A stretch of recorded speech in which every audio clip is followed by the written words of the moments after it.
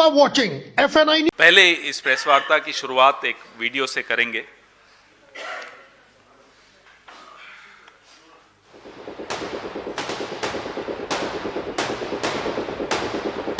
Link भेजिए, link.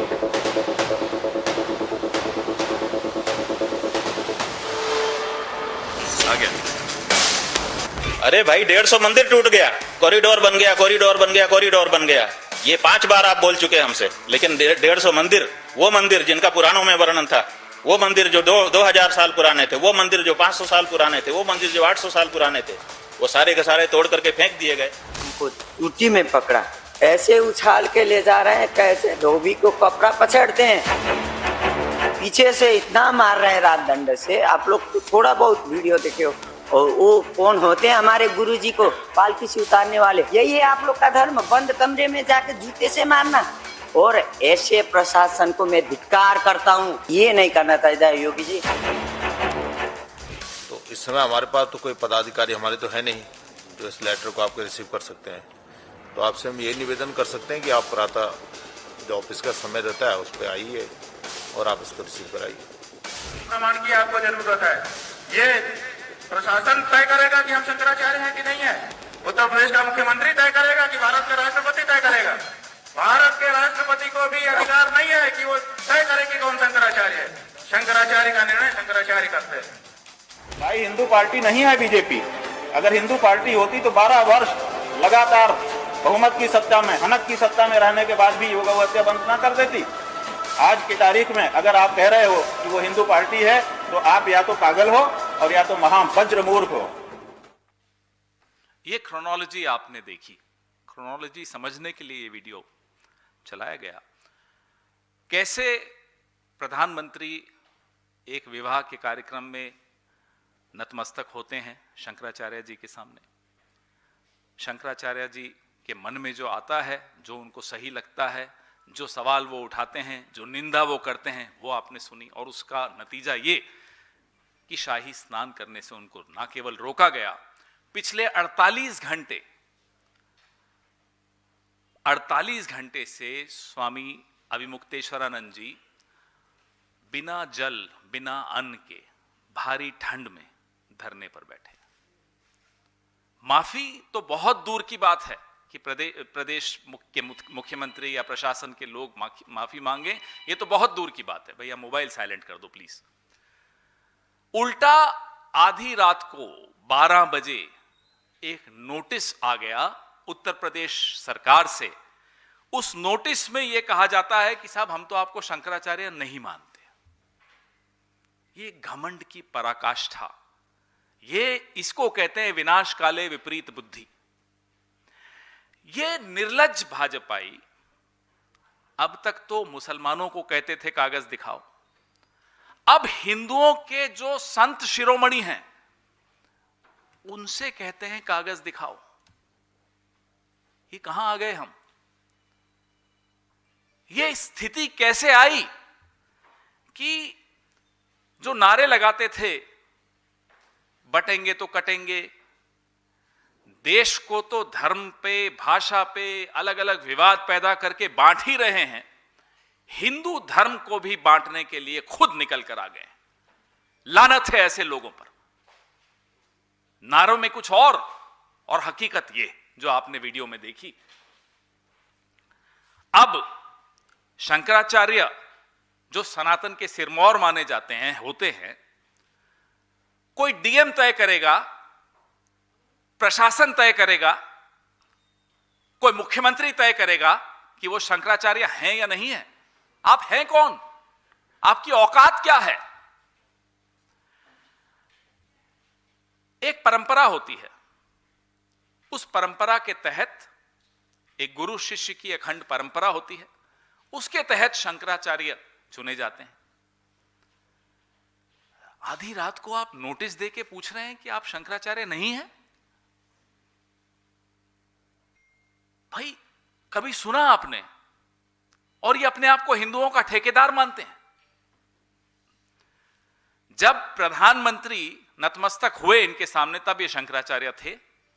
जब तक ये गौमांस पर भारतीय जनता पार्टी पर सवाल नहीं उठाते थे तब तक ये शंकराचार्य थे। जब आधे अधूरे मंदिर की प्राण प्रतिष्ठा का विरोध नहीं करते थे तब तक ये शंकराचार्य थे। जब महाकुंभ के दौरान हुई अव्यवस्था और मौतों के सवाल नहीं पूछे तब तक ये शंकराचार्य थे। अब ये शंकराचार्य नहीं रहे। अब इनको मौनी अमावस्या के दिन स्नान करने से रोका गया, क्योंकि ये राजा के सामने नतमस्तक नहीं होते, क्योंकि आदित्यनाथ अजय सिंह बिष्ट के सामने नतमस्तक नहीं होते, क्योंकि अजय सिंह बिष्ट को आईना दिखाते हैं। इसलिए आज अजय सिंह बिष्ट इनसे कागज मांग रहा है, सबूत मांग रहा है, और इनके शंकराचार्य होने पर सवाल उठा रहा है। ये वो 10 साल से जो अपनी फर्जी डिग्रियां छिपाते हुए भ्रष्ट लोग ये तय करेंगे कि शंकराचार्य कौन होगा। अरे तुम्हारी डिग्रियां नहीं मालूम है, तुम पढ़े लिखे हो या नहीं ये नहीं मालूम है, आप पूछेंगे कि शंकराचार्य कौन होगा। वैसे 1954 में सुप्रीम कोर्ट में एक मामला आया, शिरूर मठ का एक केस था, जिसमें यह स्पष्ट कह दिया गया था कि मठ की परंपराएं और मठ के संचालन में हस्तक्षेप का किसी को अधिकार नहीं है। तो ये जो कल रात को 12 बजे आदित्यनाथ ने, अजय सिंह बिष्ट ने जो नोटिस भेजा है, यह संविधान के आर्टिकल 25 और आर्टिकल 26 का उल्लंघन है। यह नैतिकता के पैमाने पर सही नहीं है, यह कानून के पैमाने पर सही नहीं है, संविधान के पैमाने पर सही नहीं है। ये बेशर्मी है, ये बेहयाई है, ये निर्लज्जता है, उससे कम कुछ नहीं है। और हिंदू समाज छोड़िए, पूरा देश अजय सिंह बिष्ट की और मोदी के मौन को देख रहा है, माफ नहीं करेगा। अब स्वामी अभिमुक्तेश्वरानंद जी सिर्फ इतना ही तो कह रहे हैं कि सनातन की परंपरा के अनुसार विधिवत स्नान उन्हें करने दिया जाए। कहते हैं साहब अनुमति चाहिए। मां गंगा में स्नान के लिए अनुमति चाहिए। भारत में रहने वाले किसी भी व्यक्ति को क्या मां गंगा में स्नान के लिए अनुमति लेनी पड़ेगी? और ये तो हिंदुओं के संत शिरोमणि हैं, इनको अनुमति लेनी होगी अजय सिंह बिष्ट से कि मैं गंगा में स्नान, और ऐसा स्नान जो पुरातन समय से चला आ रहा हो। खुद स्वामी अभिमुक्तेश्वरानंद जी कहते हैं कि 40 साल से तो वो कर रहे थे, उनको अनुमति नहीं है। और उनको अनुमति लेने की जरूरत क्यों पड़ेगी? मां गंगा किसी की बपौती है? जो इनके गुणगान करता रहे उसके लिए वीवीआईपी, अडानी अंबानी के लिए अलग, जैसा कि कल मैंने आपको बताया महाकुंभ में व्यवस्था। और जिनसे समाज को खतरा है, मैं मोहन भागवत के राष्ट्रीय स्वयंसेवक संघ की बात कर रहा हूं, जिनसे समाज को खतरा है, उनकी सुरक्षा में करोड़ों रुपए खर्च कर दिए जा रहे हैं। असली जो संत हैं, जो हिंदू धर्म का प्रतिनिधित्व करते हैं, उनके साथ यह हालत। आपने देखा कि उनके एक बुजुर्ग शिष्य को, 85 वर्षीय शिष्य को जूतों से मारा गया, राजदंड किसी का छीन लिया गया, पालकी का अपहरण कर लिया गया। और जो नकली हैं, जो स्वयंभू है, जो अपने आप को ठेकेदार बना के चलते हैं, जो समाज के लिए खतरा हैं, वो Z+ सिक्योरिटी लेते हैं। उनके लिए ASL होती है जैसे प्रधानमंत्री के लिए होती है। ये औकात आप जिनके वोट से, जिनके समर्थन से आज इठलाते हुए घूमते हैं, उनकी ये हालत करते हैं। आज आपका असली चेहरा पूरे देश ने देख लिया है, पूरा विश्व देख रहा है, और विश्व भर में हिंदू समाज उद्वेलित है, आक्रोशित है, दुखी है, पीड़ित है। दर्द है हम सबके दिल में। जो अत्याचार उत्तर प्रदेश में आप पिछले 48 घंटे से देख रहे हैं, क्या ये कोई मठ वाला बाबा कर सकता है? संत मठ वाले होते हैं, संत लठ वाले नहीं होते। ये लठ वाले आकर हमारे हिंदू धर्म पे कब्जा करके बैठे हैं, इन्हें माफ नहीं किया जाएगा। आज इनका एक नया अध्यक्ष बिना चुनाव के चुना जा रहा है, बिना किसी ज्ञानेश कुमार के, बिना किसी वोटर लिस्ट के, बिना किसी भी प्रक्रिया के चुना जा रहा है। और आज संतों के आंसू गिर रहे हैं, श्राप लग रहा है। आज जो हो रहा है यह ऐतिहासिक है। इसलिए कल भी हमने इस मुद्दे पर प्रेस वार्ता की और आज भी मजबूर होकर हम इस मुद्दे पर प्रेस वार्ता कर रहे हैं, क्योंकि ये हमसे नहीं देखा जाएगा। We cannot witness what's happening today in this country. For the last 48 hours, the greatest saint of our religion, of Hindu religion, is sitting on a dharna without eating anything, without drinking water. Instead of going and apologizing to him, they are trying to serve him a notice in the middle of the night, challenging the fact that he is a Shankaracharya. Does any government, any DM, any police commissioner, any chief minister, any prime minister have any right to question the status of the Shankaracharya? This is against all traditions. Therefore, we come to you repeatedly on the second day consecutively, raising the same issue, because what is happening is unprecedented. It has never happened before, neither under the Mughals nor under the British. But it's happening under those who claim to be the self-proclaimed custodians of my faith. Every single Hindu across the world is watching what's happening in Uttar Pradesh. These people are sinners. They will never be forgiven. Your questions, please.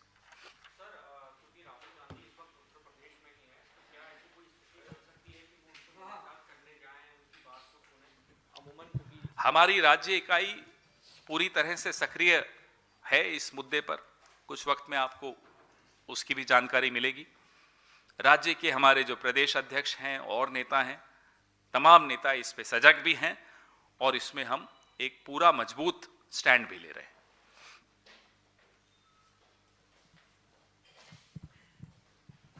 So you have called BJP anti-Sanatani yesterday as well. I have called them anti-India. That includes Sanatan, that includes minorities, that includes Dalits, that includes Adivasis, that includes women. But sir, they are saying that yesterday Rahul Gandhi was in Kerala. He hasn't said anything about the loot which is being done in Sabrimala temples. And then how the big Congress party can call the BJP anti-Sanatani. That's what they are Look saying. at what's happening on the screen. How dare they even question anybody now? Today, all the questions are directed at the Prime Minister of India, who considers himself and wants everybody to consider him as the Vishwa Guru. And look at what his chelas are doing. The questions are directed at him. Does he have the courage to come out and respond to these questions? Does he have the courage to go and bow before Shankaracharya ji and apologize? Sir. और श्राप लगेगा उनको, लेकिन प्रधानमंत्री ने कहा कि जो बीजेपी के अध्यक्ष चुने गए हैं वो मेरे बॉस हैं। अरे वो आपस में क्या खेलना है उनको वो खेलते रहें। मोहन भागवत कभी किसी का बॉस बन जाता है, कभी मोदी किसी के बॉस बन जाते हैं, हमें कोई मतलब नहीं उससे। संतों के आंसू गिर रहे हैं आज और ये बॉस बॉस खेल रहे हैं। ये क्या बिग बॉस का गेम चल रहा है यहां? ये मेरे बॉस हैं, मैं उनका बॉस हूं, क्या है ये? जो हिंदू धर्म के सबसे बड़े बॉस हैं वो आंसू गिरा रहे हैं और इनको बिग बॉस खेलने की सूझ रही है। So you made a reference to the BJP president being elected unopposed. So what is the Congress's official reaction on the BJP internal party elections? Where is the election? Why do you even call it an election? You announce the president first and then say there will be an election and then there is no election. Gyanesh Kumar Gupta wants to resign in protest. He has no role. He can't even influence. He can't manipulate anything.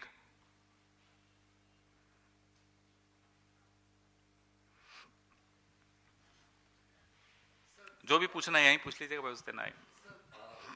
जो notice दी गई मेला प्रशासन के द्वारा शंकराचार्य जी को, उसमें refer किया गया है कि किस तरह से एक अपील पेंडिंग है सुप्रीम कोर्ट में कि ज्योतिष पीठ जो है तब तक अपने नए शंकराचार्य का कंसेक्रेशन अनाउंस नहीं कर सकती, और उसी के बिहाफ पे ये नोटिस दिया गया है।